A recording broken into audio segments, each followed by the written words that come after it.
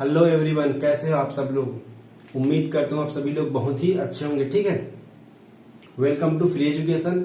आज के क्लास में हम लोग पढ़ने वाले हैं विद्युत ऋणात्मकता, मतलब इलेक्ट्रोनेगेटिविटी। विद्युत ऋणात्मकता को इंग्लिश में इलेक्ट्रोनेगेटिविटी बोलते हैं। ठीक है, इससे पहले मेरा 7 वीडियो लेक्चर अपलोड हो गया, जिसको मैंने आप लोगों को बहुत ही अच्छे से पढ़ाया है। ठीक है, अगर आपने मेरा पिछला वीडियो लेक्चर नहीं देखा है तो आज से मेरी रिक्वेस्ट है, प्लीज आप जाइए उन वीडियो लेक्चर को देखिए जो आपका बेस बिल्डअप करता है। उन वीडियो लेक्चर को देखिए जो आपका बेस बनाता है। अगर आपका बेस बहुत अच्छा है, बहुत अच्छे से अगर आपका बेस तैयार हुआ है तो कहीं ना कहीं आपको आगे का जो क्लास मेरा आने वाला है उसको पढ़ने में बहुत हेल्प होगा। और ये जो वीडियो लेक्चर है, इस लेक्चर में आपको बहुत ही अच्छे से बताने वाला हूँ मैं इलेक्ट्रोनेगेटिविटी की, क्योंकि मैं अभी तक जितना वीडियो लेक्चर आप लोग को बताया हूँ, मेरा 7 वीडियो लेक्चर में ऐसा कोई भी वीडियो लेक्चर नहीं होगा जिसमें इलेक्ट्रोनेगेटिविटी की बात ना हुई हो, विद्युत ऋणात्मकता की चर्चा ना हुई हो। इसीलिए मैंने इसको क्या लिख दिया पर जलवा। इंटायर केमिस्ट्री में, पूरे केमिस्ट्री में ऐसा कोई भी चैप्टर, ऐसा कोई भी टॉपिक नहीं है जिसमें इलेक्ट्रोनेगेटिविटी की बात ना हो। हर टॉपिक में, टॉपिक तो दूर की बात मैं बात करूं, हर एक मॉलिक्यूल जिसमें इलेक्ट्रोनेगेटिविटी की बात ना हो, ऐसा हो ही नहीं सकता। चाहे आप कोई भी मॉलिक्यूल बोल लो, जो आपके दिमाग में आए। क्या है आपके दिमाग में? HCl, ठीक है, ये बना दिया मैंने HCl, NH3, ये हो गया आपका NH3, ठीक है, NH3, ये आपके दिमाग में आ रहा है ना, NH3 आ रहा है आपके दिमाग में, HCl आ रहा है आपके दिमाग में। लो, बना दिया मैं। अब आप बोलोगे सर ये इलेक्ट्रोनेगेटिविटी होता क्या है? देखो, तो इलेक्ट्रोनेगेटिविटी को हम किसी भी एक एटम या फिर एक परमाणु को लेकर नहीं बोल सकते। मैं बोलूं अगर इसकी इलेक्ट्रोनेगेटिविटी आप बताओ तो आप बता दोगे कि सर इसकी इलेक्ट्रोनेगेटिविटी कितनी होती है? इसकी इलेक्ट्रोनेगेटिविटी होती है 3। आप सिर्फ इसकी इलेक्ट्रोनेगेटिविटी बता रहे हो, लेकिन हम जब बात करते हैं इलेक्ट्रोनेगेटिविटी, विद्युत ऋणात्मकता की, तो किसी भी पर्टिकुलर एक मॉलिक्यूल को लेकर बात नहीं करते। हम उस परमाणु से जुड़े हुए परमाणु की तुलना में बात करते हैं। जैसे मैं बोलूं यहाँ इलेक्ट्रोनेगेटिविटी आप बताइए इसमें करके, तो आप ये नहीं बोलोगे कि सर नाइट्रोजन की इलेक्ट्रोनेगेटिविटी इतना है। आप ये बोलोगे कि सर नाइट्रोजन की इलेक्ट्रोनेगेटिविटी हाइड्रोजन से ज्यादा है, और यहाँ क्लोरीन की इलेक्ट्रोनेगेटिविटी हाइड्रोजन से ज्यादा है। मतलब जितनी ज्यादा इलेक्ट्रोनेगेटिविटी, जितनी ज्यादा विद्युत ऋणात्मकता होगी, वो एटम उस बॉन्ड के इलेक्ट्रॉन्स को उतना ही जल्दी से आकर्षित करेगा। मतलब अगर मैं बात करूं हाइड्रोजन और क्लोरीन में, तो इस बॉन्ड में जो 2 इलेक्ट्रॉन्स है उसको अट्रैक्ट या फिर आकर्षित कौन करेगा? वही परमाणु आकर्षित करेगा जिसकी विद्युत ऋणात्मकता ज्यादा होगी। वही परमाणु अट्रैक्ट करेगा जिसकी इलेक्ट्रोनेगेटिविटी ज्यादा होगी। ठीक है, तो इस परमाणु और इन दोनों परमाणु के बीच में जो एक कोवेलेंट बॉन्ड है, इसके इलेक्ट्रॉन्स को अट्रैक्ट कौन करेगा? जिसकी इलेक्ट्रोनेगेटिविटी ज्यादा है। मतलब इसमें इलेक्ट्रोनेगेटिविटी क्लोरीन की ज्यादा है, तो ये दोनों इलेक्ट्रॉन्स क्लोरीन की ओर शिफ्ट होगा। तो हमें क्या मिलेगा? देखो, ये हो जाएगा आपका हाइड्रोजन, क्लोरीन। ये 2 इलेक्ट्रॉन जो सेंटर में है अभी, ये यहाँ आ जाएगा, इसके पास में आ जाएगा, क्योंकि ये छोटा है और ये हाइड्रोजन बड़ा है। अगर कोई बात करूं मैं इलेक्ट्रोनेगेटिविटी फिर विद्युत ऋणात्मकता, तो आपके दिमाग में तुरंत स्ट्राइक करना चाहिए कि जिसका आकार छोटा है, जिसका साइज छोटा है, उसकी इलेक्ट्रोनेगेटिविटी ज्यादा है, और जिसका आकार बड़ा है, जिसका साइज बड़ा है, उसकी इलेक्ट्रोनेगेटिविटी कम है। ठीक है, तो ये तो हो गया इलेक्ट्रोनेगेटिविटी के बाद। अगर मैं इस मॉलिक्यूल, इस पर्टिकुलर मॉलिक्यूल की बात करता हूं, इन H और इस नाइट्रोजन के बॉन्ड की बात करता हूं मैं, तो इसमें नाइट्रोजन ज्यादा इलेक्ट्रोनेगेटिव होने के कारण इस बॉन्ड को नाइट्रोजन अपनी ओर, इस बॉन्ड के इलेक्ट्रॉन्स को नाइट्रोजन अपनी ओर खींच लेता है। अगर मैं बात करूं विद्युत ऋणात्मकता की, तो आप सबसे पहले देखना साइज, दूसरी देखना बॉन्ड के इलेक्ट्रॉन। जिसकी साइज जितनी कम होगी वो इतना ही ज्यादा इलेक्ट्रोनेगेटिव होगा और बॉन्ड के इलेक्ट्रॉन्स को अपनी ओर आकर्षित करेगा। ठीक है, तो इसमें नाइट्रोजन ज्यादा इलेक्ट्रोनेगेटिव है, तो इस बॉन्ड के इलेक्ट्रॉन्स को नाइट्रोजन अपनी ओर आकर्षित कर लेगा। ये आपको इलेक्ट्रोनेगेटिविटी या फिर विद्युत ऋणात्मकता शब्द सुनते ही आपके दिमाग में स्ट्राइक करना चाहिए कि मैंने क्या बताया था। तो ये तो हो गया विद्युत ऋणात्मकता, ठीक है। अगर आप चाहो तो इसका परिभाषा लिख सकते हो। इसका परिभाषा हम लोग कैसे लिख सकते हैं? विद्युत ऋणात्मकता किसी परमाणु की वह प्रवृत्ति होती है जिसके कारण वह परमाणु उस बंध के इलेक्ट्रॉन्स को अपनी ओर खींच लेता है या फिर आकर्षित कर लेता है। इसे हम लोग विद्युत ऋणात्मकता बोलते हैं। ये तो होगी हिंदी में। अगर आप इंग्लिश में लिखना चाहो तो कैसे लिखोगे? कैसे लिखोगे आप इंग्लिश में इसको? Tendency of atom to attract bond pair of electron in a covalent bond is called electronegativity. मतलब बॉन्ड के इलेक्ट्रॉन्स को जो एटम अट्रैक्ट करता है वह एटम अट्रैक्ट करेगा, उस एटम के रिस्पेक्ट में हम इलेक्ट्रोनेगेटिविटी की बात करेंगे। मतलब जब कोई भी एटम इलेक्ट्रॉन्स को अट्रैक्ट करता है तो वह उसके विद्युत ऋणात्मकता हो जाता है। बस इतना आपको याद रखना है, ठीक है। तो आपको इलेक्ट्रोनेगेटिविटी, विद्युत ऋणात्मकता क्या है ये तो समझ आ ही गया होगा, ठीक है। अब हम लोग बढ़ते हैं आगे। देखो पूरे क्लास में मैं इलेक्ट्रोनेगेटिविटी को EN से लिखने वाला हूं, ठीक है। ऐसा अगर मैं कहीं भी लिखूं, चाहे इस क्लास में हो चाहे आगे के क्लास में हो, और इससे प्रीवियस ईयर मतलब जितने भी प्रीवियस क्लास है, इससे जितने भी प्रीवियस क्लास है उसमें भी मैं ऐसा लिखा हूं। तो आप समझ जाना EN अगर लिखते हो तो ये इलेक्ट्रोनेगेटिविटी या फिर ये विद्युत ऋणात्मकता। आप जो समझना चाहो समझ लो, जैसे भी समझना चाहो आप समझ सकते हो, ठीक है। तो अब मैं बात करने वाला हूं कि जो इलेक्ट्रोनेगेटिविटी होता है उसे प्रभावित कौन कौन से कारक करते हैं। जैसे हमने आयनाइजेशन एनर्जी में जो हमने पढ़ा था, आयनन ऊर्जा में जो हमने पढ़ा था, और इलेक्ट्रॉन बंधुता में जो हमने पढ़ा था, वैसे इसमें भी पढ़ने वाले हैं, ठीक है। तो सबसे पहले आता है साइज। तो साइज के लिए मैंने आपको बताया था कि जिसका साइज जितना छोटा होगा, जिसका साइज जितना छोटा होगा उसकी इलेक्ट्रोनेगेटिविटी उतना ही ज्यादा होगी। तो हमें पता है कि लेफ्ट से राइट जाते हैं तो साइज कम होता है, ठीक है। तो इलेक्ट्रोनेगेटिविटी क्या होगी? साइज, जिसकी साइज जितनी कम होगी उसकी इलेक्ट्रोनेगेटिविटी उतनी ही ज्यादा होगी। मतलब electronegativity inversely proportional to size. जहां तक मुझे याद है इसको लिखते हुए मुझे 7वां बार इसको मैं लिख रहा हूं। मैं पूरे ये मेरा 8वां लेक्चर है और इसको मैं 7वां बार आपको बता रहा हूँ। 7 बार हो गए मुझे आपको बताते बताते। तो क्या मैं ये उम्मीद कर सकता हूँ कि आपको पूरा याद हो गया होगा ये, है ना? क्योंकि भाई 7 बार बता चुका हूं मैं आपको, 7 बार मायने रखता है, 7 बार, है ना? तो इलेक्ट्रोनेगेटिविटी आपको पता चल गया होगा। ये तो हो गया एटम, मतलब परमाणु का साइज बढ़ेगा, परमाणु का साइज बढ़ेगा उसकी इलेक्ट्रोनेगेटिविटी कम हो जाएगी। परमाणु का साइज जितना छोटा होगा उसकी इलेक्ट्रोनेगेटिविटी उतना ही ज्यादा होगी। अब मैं बात करता हूँ न्यूक्लियर चार्ज। न्यूक्लियर चार्ज को मैं क्या लिखता हूँ? NC। डायरेक्टली प्रोपोर्शनल होता है साइज। मतलब जितना न्यूक्लियर चार्ज होगा उसकी जितना ज्यादा न्यूक्लियर चार्ज होगा इलेक्ट्रोनेगेटिविटी उतना ही ज्यादा होगी। मतलब मैं बोलूं कि ये 2 परमाणु है, ठीक है। इसमें सेंटर में 3 पॉजिटिव चार्ज है, इसमें 4 पॉजिटिव चार्ज है।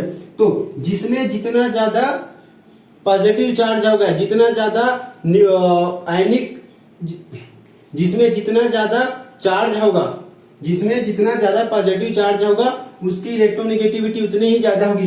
क्योंकि जिसमें ज्यादा पॉजिटिव चार्ज होगा इलेक्ट्रॉन्स को जल्दी से अट्रैक्ट कर लेगा, ठीक है। तो न्यूक्लियर चार्ज, नाभिकीय आवेश बढ़ने से इलेक्ट्रोनेगेटिविटी भी बढ़ जाती है।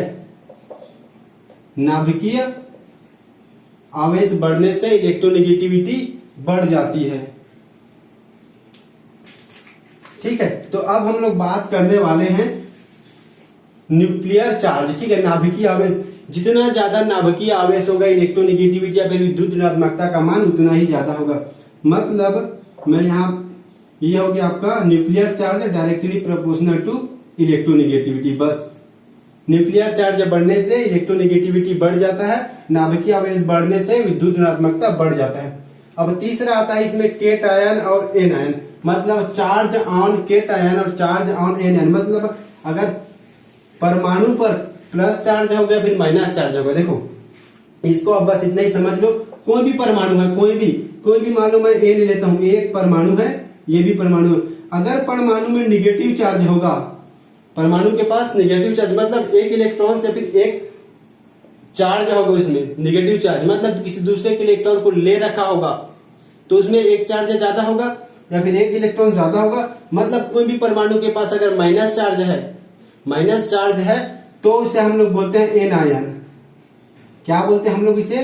An ion.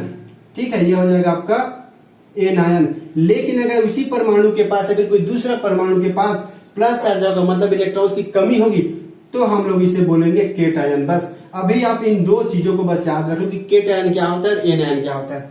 तो सबसे पहले मैं बात करता हूं यहां पर केटायन। ठीक है, केटायन मतलब पॉजिटिव चार्ज। देखो अगर मैं बोलूं यहां पास फ्लोरीन +2 है और फ्लोरीन +3 है, तो इसको आप लोग न्यूक्लियर चार्ज से समझ सकते हो। अगर प्लस है मतलब समझ जो इसमें न्यूक्लियर, अगर प्लस जितना ज्यादा प्लस रहेगा, जितना ज्यादा उस परमाणु के पास प्लस रहेगा, न्यूक्लियर चार्ज उतना ही ज्यादा रहेगा। मतलब इसमें 3 प्लस है, इसमें 2 प्लस है, मतलब न्यूक्लियर चार्ज इसका ज्यादा है। जितना ज्यादा उसमें केटायन रहेगा, जितना ज्यादा प्लस चार्ज रहेगा, वो इलेक्ट्रॉन्स को उतना ही जल्दी से आकर्षित करेगा। अगर मैं बनाऊं यहाँ फ्लोरीन, तो ये आपका फ्लोरीन है। और ये मैंने आपको बताया था कि जब किसी भी परमाणु से एक इलेक्ट्रॉन्स निकालते हैं तो उसका साइज कम हो जाता है, और जब उसी परमाणु में इलेक्ट्रॉन्स डालते हैं तो उसका साइज बढ़ जाता है।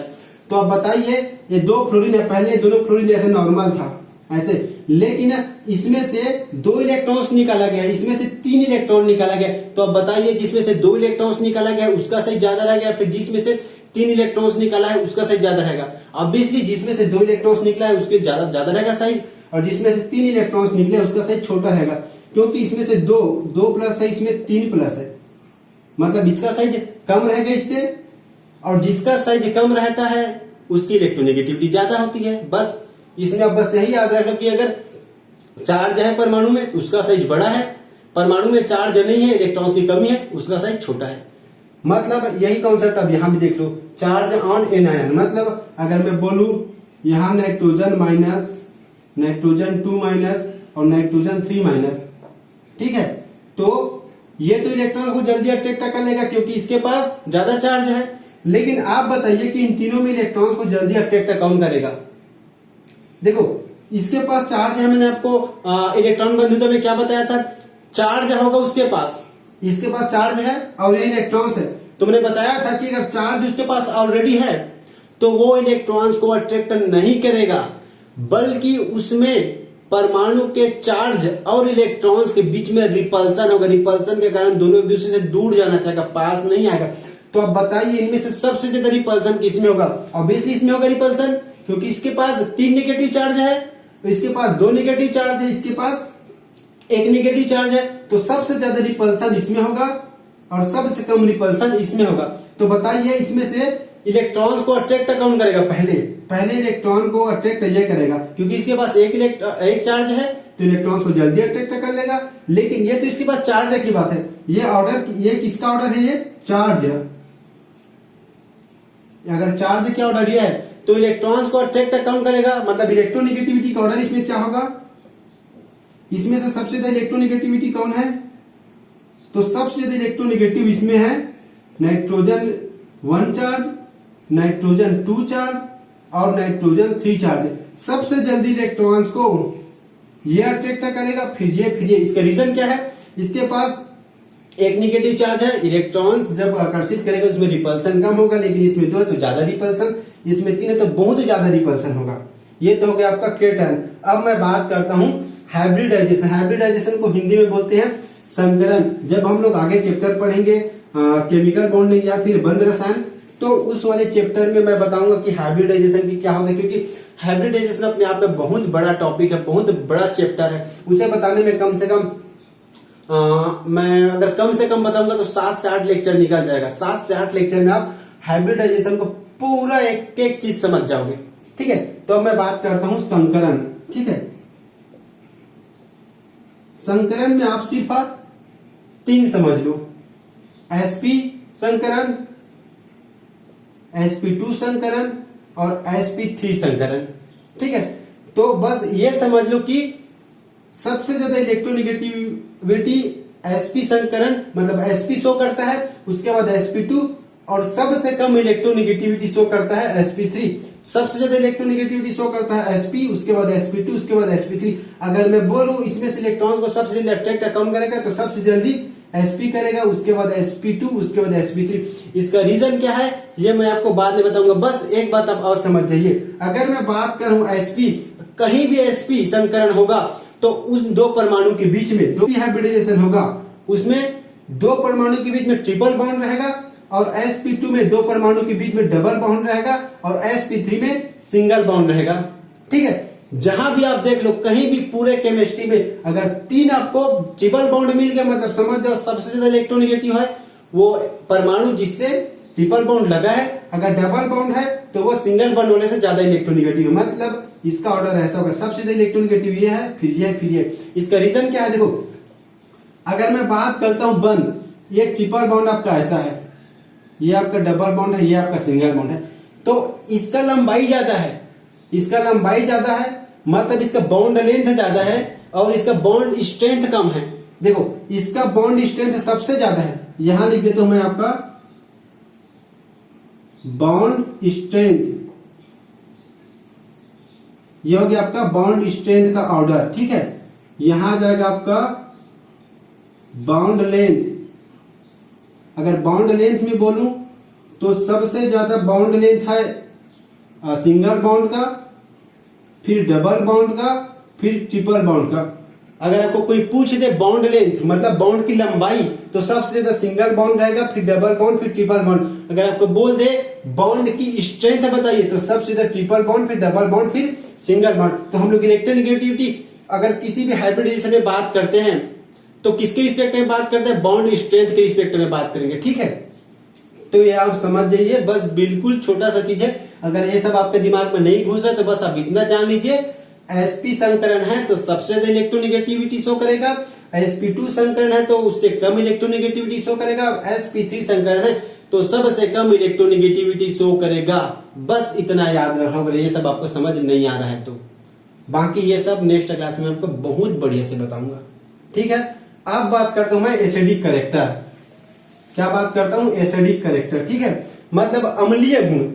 आपको मैं बहुत ही सिंपल और सरल एग्जाम्पल के थ्रू एक्सप्लेन कर देता हूं। ठीक है, तो सबसे पहले बताइए कि आप अम्लीय क्या होता है। अम्लीय हम लोगों ने अम्ल क्षार क्लास 10th में पढ़ा है। ठीक है, उसके अकॉर्डिंग क्या होता है, अगर कोई भी मॉलिक्यूल जल में हम लोग डालते हैं, डिजोल्व करते हैं तो H+ आयन देता है। जल में डालने के बाद H+ आयन देता है तो उसे हम लोग अम्लीय बोलते हैं। ठीक है, याद है आपको, बहुत बढ़िया। अगर जल में डालने के बाद वो OH- मतलब H+ आयन देता है तो अम्लीय, हाइड्रोक्सी आयन OH- देता है तो उसे हम लोग क्षारीय बोलते हैं। ठीक है, तो क्षारीय गुण की मैं बात कर रहा हूं तो मैं बात किसकी कर रहा हूं, अम्लीयता की कर रहा हूं, H+ आयन की कर रहा हूं। तो आप लोग मुझे बताइएगा, मैं यहां लिख देता हूं आप लोग के लिए तो बहुत ही सिंपल एग्जांपल। ये हो जाएगा आपका H बॉन्ड फ्लोरीन, उसके बाद HCl, उसके बाद HBr, ये हो जाएगा आपका HBr, उसके बाद हो जाएगा HI। ठीक है, तो आप इसमें मुझे ये बताइएगा कि सबसे ज्यादा H+ कौन जल्दी से देगा, सबसे जल्दी से H+ आयन कौन देगा। तो आप याद कीजिए, जो बॉन्ड सबसे वीक होगा, सबसे कमजोर बॉन्ड सबसे जल्दी ब्रेक होगा और सबसे जल्दी ब्रेक होकर H+ आयन दे देगा। तो इन सभी में सबसे कमजोर बॉन्ड किसका है, इन सभी में सबसे कमजोर बॉन्ड किसका है ये बताइए। इसको आप हटा दीजिए, इसका मैं रीजन बताऊंगा। इन सभी में सबसे कमजोर बॉन्ड किसका है, तो देखिए हाइड्रोजन तो सभी में है, हाइड्रोजन इसमें भी है, इसमें भी है, इसमें भी, इसमें भी है, मतलब हाइड्रोजन तो छोड़ दो क्योंकि वो तो सभी में इक्वल है। अब बताइए आयोडीन, ब्रोमीन, क्लोरीन और फ्लोरीन में सबसे ज्यादा इलेक्ट्रोनेगेटिविटी कौन शो करता है। सबसे ज्यादा इलेक्ट्रोनेगेटिव एटम फ्लोरीन है, फिर क्लोरीन है, फिर ब्रोमीन है, फिर आयोडीन है। मतलब जितना ज्यादा इलेक्ट्रोनेगेटिव एटम जुड़ा होगा उस परमाणु से, जो भी परमाणु है, दो परमाणु के बीच में जितना ज्यादा इलेक्ट्रोनेगेटिव एटम जुड़ा होगा वो बॉन्ड उतना ज्यादा मजबूत होगा। मतलब ये सबसे ज्यादा इलेक्ट्रोनेगेटिव एटम है फ्लोरीन। अगर फ्लोरीन सबसे ज्यादा इलेक्ट्रोनेगेटिव है तो ये बॉन्ड सबसे ज्यादा मजबूत है, उसके बाद ये बॉन्ड, फिर ये बॉन्ड। तो आप बताइए, मैंने क्या बोला था, जो बॉन्ड वीक होगा जो बॉन्ड कमजोर होगा वो जल्दी से H प्लस आयन देगा। तो ये तो हो गया इसकी इलेक्ट्रोविटी बॉन्ड स्ट्रेंथ, ठीक है, ये तो हो गया आपका बॉन्ड स्ट्रेंथ। अब बताइए इसमें कौन सबसे पहले H प्लस आयन देगा? सबसे कमजोर बॉन्ड ये है, तो सबसे पहले H प्लस आयन देगा ये H और आयोडीन सबसे पहले H प्लस आयन देगा, उसके बाद H और ब्रोमीन, उसके बाद H और क्लोरीन, और सबसे लास्ट में H प्लस आयन देगा तो वो है H और फ्लोरीन। क्योंकि ये बहुत स्ट्रांग बॉन्ड है, ये क्या स्ट्रांग बॉन्ड है? क्योंकि दोनों ज्यादा बहुत ही इलेक्ट्रोनेगेटिव एटम है। इस कारण से ये क्या करेगा, फ्लोरीन इन दोनों इलेक्ट्रॉन्स को इतना खींच के अपनी ओर रखेगा, इतना जकड़ लेगा अपनी ओर कि इसे जाने ही नहीं देगा। और आयोडीन का साइज बड़ा है, ये बोलेगा मैं जा रहा हूं भैया, तो बोलेगा ठीक है जाओ, घूम के आ जाओ, क्या दिक्कत है। लेकिन फ्लोरीन में ऐसा नहीं होता, बस इसको आपको याद रखना है। एक बार आप समझिए, बॉन्ड स्ट्रेंथ, बॉन्ड लेंथ, और ये क्या है, इलेक्ट्रोनेगेटिविटी। आप कहीं भी नहीं फंसोगे, इजिली क्वेश्चन सॉल्व करोगे, ठीक है। तो अभी तो फिर आप ये याद रख लीजिए कि अम्लीयता के आधार पर हम इसको कैसे बता सकते हैं, ठीक है। अब आपको मैं कुछ ऐसे परमाणु या फिर एटम का इलेक्ट्रोनेगेटिव बताने वाला हूं जो जनरली हम लोग यूज करते हैं, हर जगह हम लोग के काम में आता है, ठीक है। बहुत ही इंपॉर्टेंट है, बहुत ज्यादा इंपॉर्टेंट है, उसको आप लोग बहुत ही बढ़िया से देख लेना, ठीक है। सबसे पहले यहाँ आता है आपका हाइड्रोजन, ठीक। हाइड्रोजन के बाद यहाँ आ जाएगा carbon, nitrogen, oxygen, fluorine. Fluorine के नीचे में आता है क्लोरीन, क्लोरीन के नीचे में आता है ब्रोमीन, और ब्रोमीन के नीचे में आता है आयोडीन, ठीक है। ऑक्सीजन के नीचे में आता है सल्फर, नाइट्रोजन के नीचे में आता है फास्फोरस, ठीक। इधर मैं मिटा देता हूं, आप इतना को बस देख लीजिए। तो अगर मैं बोलूं इलेक्ट्रोनेगेटिविटी सबसे ज्यादा किसकी, तो पूरे पीरियोडिक टेबल में, पूरे आवर्त सारणी में सबसे ज्यादा इलेक्ट्रोनेगेटिव एटम है तो वह है फ्लोरीन। मतलब इलेक्ट्रोनेगेटिविटी की वैल्यू सबसे ज्यादा फ्लोरीन की होती है। वो कितनी होती है? 4 होती है। ये मैं नहीं बोल रहा हूं, ये साइंटिस्ट लोग जो एक्सपेरिमेंट किए हैं उसके अकॉर्डिंग उन लोग जो पता है उसे मैं आपको बता रहा हूं। मतलब ये एक्सपेरिमेंटल डाटा है और यही रियलिटी है, नो एक्सपेक्टेशन, ठीक है, ये रियलिटी है। तो सबसे ज्यादा फ्लोरीन, उसके बाद क्लोरीन की 3 होती है, क्लोरीन की 3, और ब्रोमीन की 2.8 मतलब 2.8 ब्रोमीन की, और आयोडीन की होती है 2.1, ठीक। हाइड्रोजन का होता है 2.1। अब इसमें से हाफ मतलब 0.5 कम कर दो तो यह हो जाएगा आपका 3.5 ऑक्सीजन का, और 3 हो जाएगा नाइट्रोजन का, उसके बाद 2.5 हो जाएगा कार्बन का, ठीक है। अब फास्फोरस में देखो, फास्फोरस का होता है आपका 2.1, सल्फर का होता है 2.5। तो आप इसे याद कैसे रखोगे? देखो फ्लोरीन का 4 में 0.5 कम कर दो, 0.5 कम कर दोगे तो 3.5, फिर इसमें 0.5 कम कर दो 3 हो जाएगा, फिर इसमें 0.5 कम कर दो, यह हो जाएगा कार्बन का। अब इसमें से 1 कम कर दो फ्लोरीन में फिर कम कर दो थोड़ा ब्रोमीन, और ब्रोमीन में फिर कम कर दो थोड़ा आयोडीन। तो ये आपको कहीं भी नहीं पूछेगा कि आप फ्लोरीन और क्लोरीन और सल्फर फास्फोरस की इलेक्ट्रोनेगेटिविटी बताइए, उसका वैल्यू कितना होता है। बस आपको ये याद रखना है, बस आपके दिमाग में होना चाहिए कि फ्लोरीन की ज्यादा होती है, फिर इसकी होती है, फिर इसकी होती है, फिर उसकी होती है। तो आप इसे याद कैसे रखोगे? देखो सबसे ज्यादा किसकी है यहाँ? फ्लोरीन, ये हो गया आपका फ्लोरीन। फ्लोरीन के बाद किसका है? ऑक्सीजन का है, ये हो गया आपका ऑक्सीजन। अब देखो नाइट्रोजन और क्लोरीन का बराबर है, नाइट्रोजन का और क्लोरीन का बराबर है, ठीक है, इन दोनों का। तो यहां आप लिख सकते हो, यह हो गया नाइट्रोजन, ये हो गया आपका क्लोरीन, क्योंकि दोनों का बराबर है। उसके बाद किसका? ब्रोमीन का है 2.8। उसके बाद देखो ये आपका 2.5 कार्बन का भी है, 2.5 सल्फर का भी है, और 2.5 कार्बन और सल्फर 2 का है 2.5, ठीक है। आयोडीन का भी 2.5 होगा, हाँ आयोडीन का भी 2.5 डालो ताकि इससे आपको समझ जाए, क्योंकि 3 का हो जाएगा सेम वैल्यू तो आप जल्दी समझ जाओगे। तो यहाँ किसका है? ये हो जाएगा I, S और C, ये हो जाएगा I फिर S फिर C, ये तीनों का I, S और C तीनों का बराबर है, ठीक है। उसके बाद आ जाएगा आपका P और H, P और H का बराबर है। वैल्यू देख लो आप यहाँ, इन दोनों का है 2.1 और इन तीनों का है 2.5, इन दोनों का है 3, इसका है 3.5 और इसका है 4। तो आप इसे याद कैसे करोगे? याद करने का बहुत सिंपल ट्रिक है। देखो इसको आप कैसे लिख सकते हो, फूल से फ्लोरीन, और मतलब ओ से स्टार्ट हो रहा है, ऑक्सीजन नहीं, न से स्टार्ट हो रहा है, नाइट्रोजन, कल से मतलब क्लोरीन, और बियर को हम लोग क्या लिख सकते हैं, बर, फूल और नहीं कलबर। इतना आप याद रखोगे तो यहां तक वैल्यू आपको याद हो जाएगा। उसके बाद ISCPH, पीएच तो हम लोग को पता है, किसी विलयन की अम्लीयता का माप करते हैं पीएच के थ्रू। बस याद हो गया ये सब। वैसे आपको वैल्यू नहीं पूछेगा, बस आपको डिफरेंस पता होना चाहिए कि किसका इलेक्ट्रोनेगेटिविटी ज्यादा है, किसका इलेक्ट्रोनेगेटिविटी कम है। तो ये तो हो गया इलेक्ट्रोनेगेटिविटी। अब इसमें से आप लोग कुछ कुछ क्वेश्चन मुझे करके बताइए, ठीक है।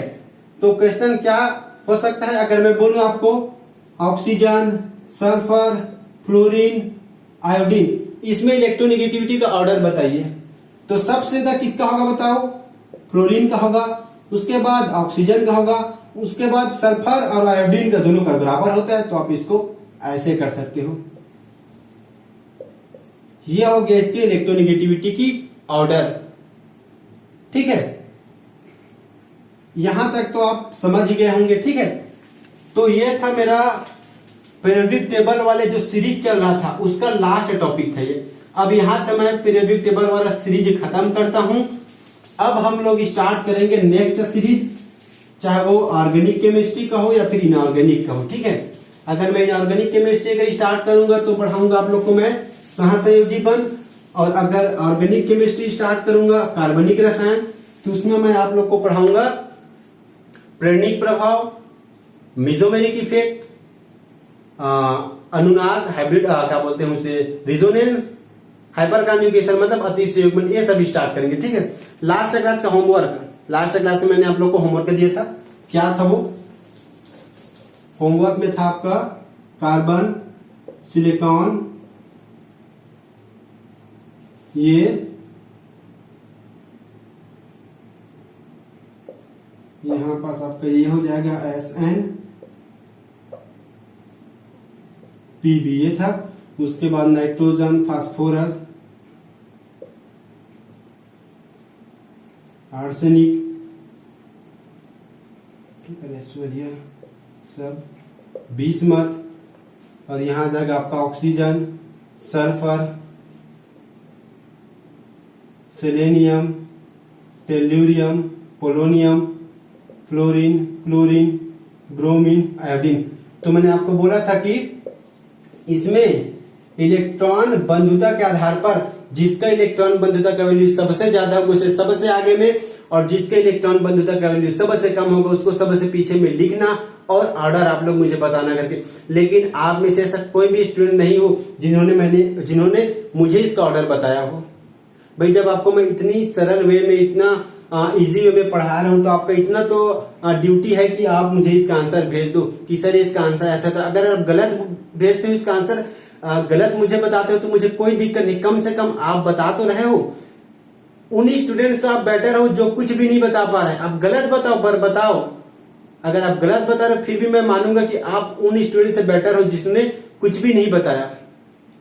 तो मेरा काम है आप लोग को क्वेश्चन देना, आपका काम है उस क्वेश्चन को सॉल्व करके भेजना। अगर आप नहीं भेजते तो इसमें आप लोग का ही नुकसान है, मुझे कोई दिक्कत नहीं है, ठीक है। मैं आप लोग को इसको ऑर्डर भी बता देता हूँ। आयोडीन से ज्यादा क्लोरीन का होगा, ऑक्सीजन से ज्यादा सल्फर का, नाइट्रोजन से ज्यादा फास्फोरस का, और कार्बन से ज्यादा सिलिकॉन का। तो आप लिख सकते हैं इसमें ऑर्डर। सबसे पहले मैं ये कार्बन फैमिली का ऑर्डर बता देता हूं आपको, ठीक है। कार्बन फैमिली का ऑर्डर, ये कार्बन फैमिली का ऑर्डर मैं यहां लिख रहा हूं। सबसे ज्यादा होगा आपका सिलिकॉन, उसके बाद हो जाएगा आपका कार्बन, उसके बाद गैलियम, उसके बाद यहां हो जाएगा आपका ये फिर लास्ट में हो जाएगा आपका पैलेडियम। तो आपको बस ये ध्यान रखना है कि यहाँ बस चेंज हो रहा है पूरे में, बाकी जो हम लोग सेम ट्रेंड जो हम लोग पढ़ते हैं, साइज बढ़ने से इलेक्ट्रॉन एफिनिटी की वैल्यू कम हो जाता है, वही रहेगा। ठीक है, इसका आप लोग देख लीजिए, फास्फोरस, फिर नाइट्रोजन, आर्सेनिक, उसके बाद ये फिर हो जाएगा आपका बिस्मथ, उसके बाद इस वाले को देख लीजिए आप, ऑक्सीजन वाले को, सल्फर का हो जाएगा सबसे ज्यादा, उसके बाद ऑक्सीजन, फिर सेलेनियम, फिर हो जाएगा टेल्यूरियम, टेल्यूरियम के बाद सबसे कम होगा आपका पोलोनियम, उसके बाद यहाँ हो जाएगा सबसे ज्यादा आपका फ्लोरीन का, सबसे ज्यादा आपका हो जाएगा फ्लोरीन का, ऐसा होना था बट नहीं होगा, सॉरी, सबसे ज्यादा होगा आपका क्लोरीन का, फिर हो जाएगा आपका फ्लोरीन का, उसके बाद हो जाएगा आपका ब्रोमीन और सबसे कम होगा आयोडीन। तो ऐसे आपको बताना था बट आप लोग नहीं बताए, कोई दिक्कत नहीं भाई, ये आप लोग का ही प्रॉब्लम है, मेरा काम है आप लोग को बताना। अगर आप लोग समझ जाओ तो ज्यादा बेटर है, अगर नहीं समझते तो इसमें आप लोग का ही नुकसान है।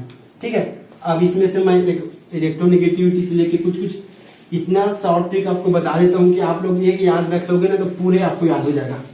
इलेक्ट्रोनेगेटिविटी, आयोनाइजेशन एनर्जी और इलेक्ट्रॉन एफिनिटी, मतलब विद्युत ऋणात्मकता, इलेक्ट्रॉन बंधुता और आयनन ऊर्जा, तीनों को मैं रिलेट करके बता रहा हूँ, तीनों को एक साथ। ऐसा आपको कोई भी सर नहीं बताएगा कि आप एक पढ़ के तीनों का आंसर सॉल्व कर लो, बट मैं बता रहा हूँ, समझ लो उसको। सबसे पहले मैं बात करता हूँ पीरियोडिक टेबल में, ये हो गया आपका सीरीज, ये हो गया आपका सीरीज। सीरीज में हम लोग लेफ्ट से राइट यहां से यहां जा रहे हैं। ठीक है, ये हो गया आपका लेफ्ट, ये हो गया आपका राइट। तो हमें क्या पता है, लेफ्ट से राइट जाते हैं तो साइज बढ़ता है, सॉरी, लेफ्ट से राइट जाते हैं तो साइज कम होता है, साइज कम होता है। तो अब क्या क्या बढ़ता है, ये देखिए, लेफ्ट से राइट जाते हैं साइज कम होता है, क्या क्या बढ़ता है, साइज बस कम हो रहा है। ठीक है, जो कम होता है उसे मैं एरो नीचे की ओर लगाता हूं, जो बढ़ता है उसे मैं एरो ऊपर की ओर लगाता हूं। ठीक है, तो साइज कम हो रहा है, लेफ्ट से राइट जा रहे हैं तो क्या क्या बढ़ा, देखो सबसे पहले बढ़ रहा है आपका इलेक्ट्रोनेगेटिविटी, इलेक्ट्रोनेगेटिविटी बढ़ रहा है। और क्या बढ़ रहा है, इलेक्ट्रॉन एफिनिटी बढ़ रहा है, इलेक्ट्रॉन एफिनिटी बढ़ रहा है। और क्या बढ़ रहा है आपका, आयोनाइजेशन एनर्जी भी लेफ्ट से राइट जाने पर बढ़ता है। देखो एक साथ ये तीनों को मैंने आपको बता दिया, एक साथ सीरीज में। आप देखो ग्रुप में देख लो आप लोग, ग्रुप में जब हम लोग ऊपर से नीचे आते हैं, मतलब टॉप टू बॉटम, जब ऊपर से नीचे आते हैं तो साइज बढ़ता है, साइज बढ़ जाता है। अगर देखो ऐसा लगा रहा हूं मतलब बढ़ना, आप लोग समझ ना, साइन नीचे है मतलब घटना, साइज घट रहा है तो नीचे एरो है, साइज बढ़ा है तो ऊपर एरो है। साइज बढ़ता है, साइज बढ़ने से क्या क्या होता है, देखो इलेक्ट्रोनेगेटिविटी घट जाता है, आयोनाइजेशन एनर्जी कम हो जाता है, इलेक्ट्रॉन एफिनिटी भी कम हो जाता है। बस एक शॉर्ट ट्रिक में पूरे पीरियोडिक टेबल का नॉलेज ले लो आप, बहुत ही सिंपल है। अगर आपने मेरा पूरे लेक्चर अगर देखो बहुत बढ़िया से, तो ये आपको मेरे बताने से पहले आप खुद ये सब समझ गए होंगे कि मैं क्या बताना चाह रहा था। ठीक है, तो ये तो हो गया मेरा जो बेसिक आपको अकार्बनिक रसायन या फिर इनऑर्गेनिक केमिस्ट्री में जो मैंने मेरा एम था कि मैं सबसे पहले आप लोग का बेसिक बिल्डअप करूं। तो ये तो हो गया बेसिक वाला काम। अब हम लोग थोड़ा एडवांस वाले क्लास में या फिर एडवांस चैप्टर लेंगे जिसमें हम लोग थोड़ा और बढ़िया से पढ़ेंगे टॉपिक को, और वो आपको बहुत सुंदर या फिर बहुत बढ़िया से समझ आएगा। क्योंकि ये अगर आप समझ गए तो उसको आप यूं बना लोगे, एकदम आसानी से आप समझ जाओगे। तो मेरा आप सभी से यही रिक्वेस्ट है, आप मेरे पहले का लेक्चर देखो, ये लेक्चर देखो, और नेक्स्ट क्लास में आप क्या पढ़ना चाहते हो आप खुद मुझे सजेस्ट करके कमेंट सेक्शन में बताओ कि आपको क्या पढ़ना है। आप जैसे बोलोगे, जो बोलोगे वही पढ़ाऊंगा मैं। ठीक है, तो ये क्लास मैं यही खत्म करता हूं, मिलते हैं नेक्स्ट वीडियो लेक्चर में। Happy learning.